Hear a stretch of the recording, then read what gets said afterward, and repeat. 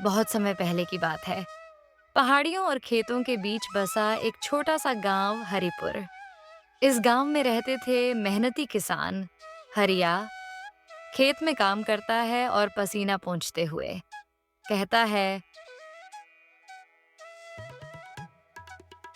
हे धरती माँ, मैं तुझे रोज जोतता हूँ, प्यार करता हूँ, पर तू भी तो अब रूठी रूठी सी लगती है।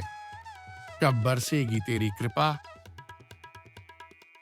हरिया का फटा हुआ झोला, आधा भरा अन्न, बूढ़ी माँ बीमार पड़ी है, घर में चूल्हा ठंडा पड़ा है। हरिया गरीब था पर ईमानदार। खेत सूखे थे लेकिन उसका मन कभी नहीं सूखा। वह रोज अपने कर्म करता बिना किसी शिकायत।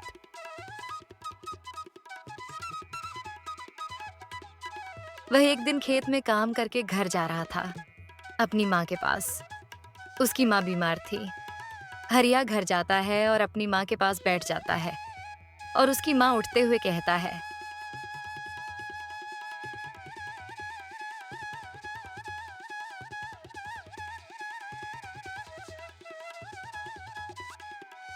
बेटा, भगवान तुझ पर मेहरबान होगा, तुझे खाली हाथ नहीं छोड़ेगा। माँ, अगर हाथ खाली है तो कोई बात नहीं, मन तो भरा है ना भरोसे से। अब यहीं से शुरू होती है हरिपुर की सबसे अनोखी कहानी। एक गरीब लेकिन सच्चे दिल वाले किसान की और एक जादुई पेड़ की। हरिपुर गांव में जहां एक तरफ हरिया जैसे मेहनती लोग थे, वहीं दूसरी तरफ था मोहन, एक ऐसा लड़का जिसे मेहनत से नहीं, बस शॉर्टकट से प्यार था। मोहन का घर पक्का का है, घर में टीवी है।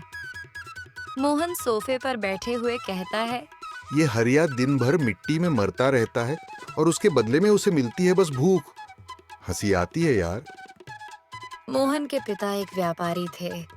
मोहन को कभी भूखा नहीं रहना पड़ा, पर वो संतुष्ट भी नहीं था। जितना पास था उससे कई गुना ज्यादा चाहिए था उसे, बिना मेहनत के। एक दिन मोहन खेत के किनारे हरिया को देखकर कहता है, ये हरिया अजीब है, खून पसीना एक करता है और फिर भी मुस्कराता रहता है। आखिर क्या है उसके पास जो मेरे पास नहीं? हरिया पेड़ के नीचे विश्राम कर रहा है, पास में मिट्टी से सना खाना खा रहा है। हे भगवान, खाना थोड़ा है लेकिन सुकून बहुत है। हरिया को देखकर मोहन के मन में ईर्ष्या की लहर उठती है। उसे समझ नहीं आता कि बिना पैसे के भी कोई इतना शांत और संतुष्ट कैसे हो सकता है। एक दिन गांव में मोहन, हरिया और गांव वाले सब एक साथ थे।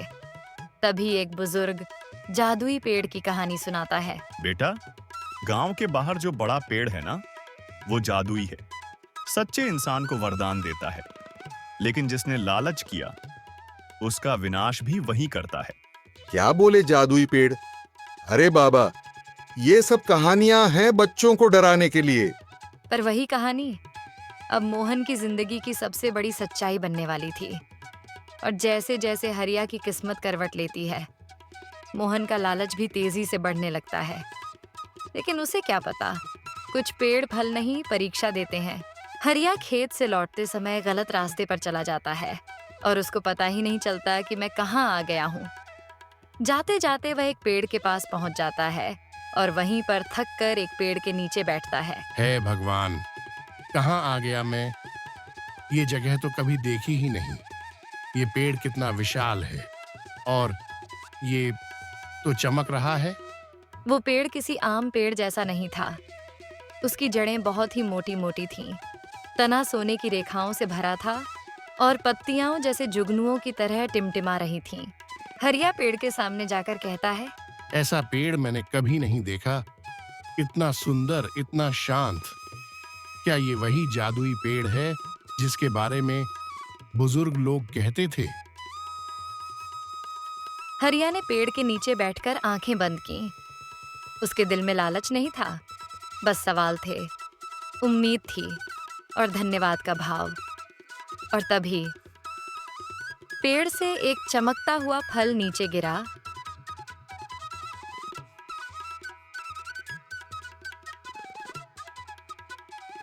क्या यह मेरे लिए है?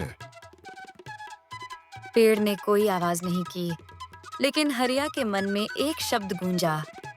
सच्चे मन से जो मांगा जाएगा मिलेगा, लेकिन बिना लालच के। हरिया फल को हाथ जोड़कर उठा लेता है, पर खाता नहीं, वो उसे घर ले जाता है।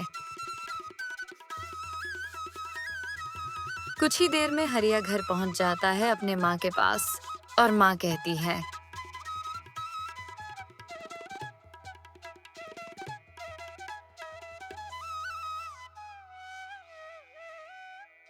ये कहाँ से लाया बेटा?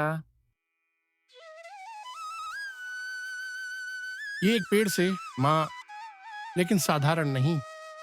वो पेड़ बोलता है। माँ फल खाती है, और कुछ ही पलों में उसकी आंखों की चमक लौट आती है। हरिया की माँ अब पूरी तरह स्वस्थ हो चुकी थी। खेतों में हरियाली लौट चुकी थी, और उसके जीवन में एक नई आस्था की शुरुआत हो चुकी थी। लेकिन हरिया जानता था कि ये केवल उसकी नहीं, पूरे गांव की कहानी बन सकती है। माँ, मुझे फिर से उस पेड़ के पास जाना है, इस बार दूसरों के लिए कुछ मांगने। जाओ बेटा, सच्चे मन से जाओ। वो पेड़ तुम्हारी भक्ति जरूर सुनेगा। गांव के कई लोग बीमार थे, किसी की फैसले बर्बाद हो चुकी थी, तो कोई कर्ज में डूबा था। हरिया सबके पीला समझता था, और उसे अब सिर्फ खुद के लिए नहीं, पूरे गांव के लिए प्रार्थना करनी थी। हरिया गांव के कुछ लोगों से मिलता है। ताऊ, मैं उस पेड़ के पास फिर से जा रहा हूँ। आपकी बेटी की दवा नहीं मिली ना? मैं प्रार्थना करूंगा। बेटा, तू सच्चा है, भगवान तुझसे जरूर खुश होंगे।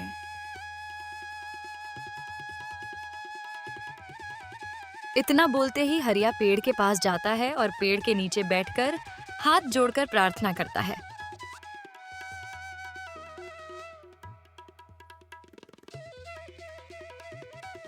हे देव वृक्ष, मैं फिर से तुम्हारे सामने हूँ, लेकिन इस बार मेरे लिए नहीं। मेरे गांव के लोग तकलीफ में हैं। किसी की बेटी बीमार है, किसी का खेत सूखा है, तू ही सहारा है।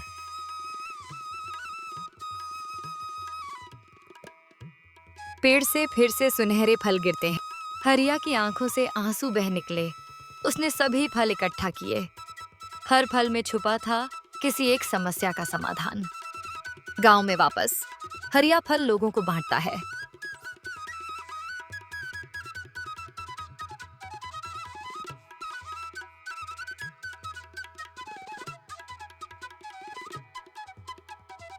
हरिया अब सिर्फ एक बेटा या किसान नहीं था, वो पूरे गांव की आस्था का प्रतीक बन चुका था। पूरे गांव वाले लोग की मदद करता था, लेकिन दूर खड़ा एक और चेहरा सब देख रहा था। मोहन, जो अब ईर्ष्या और लालच की आग में जलने लगा था। मोहन छिपकर हरिया को देखता है। उसके चेहरे पर जलन साफ है। यह सब उसे पेड़ की वजह से हो रहा है, और हरिया वह सब लेकर चला गया। अब बस मुझे भी वह फल चाहिए, लेकिन सब मेरे लिए। रात का समय मोहन अकेले निकलता है जंगल की, और मोहन झाड़ियां और पहाड़ों के किनारे से होते हुए गुजरता है और उसी पेड़ के पास पहुंच जाता है।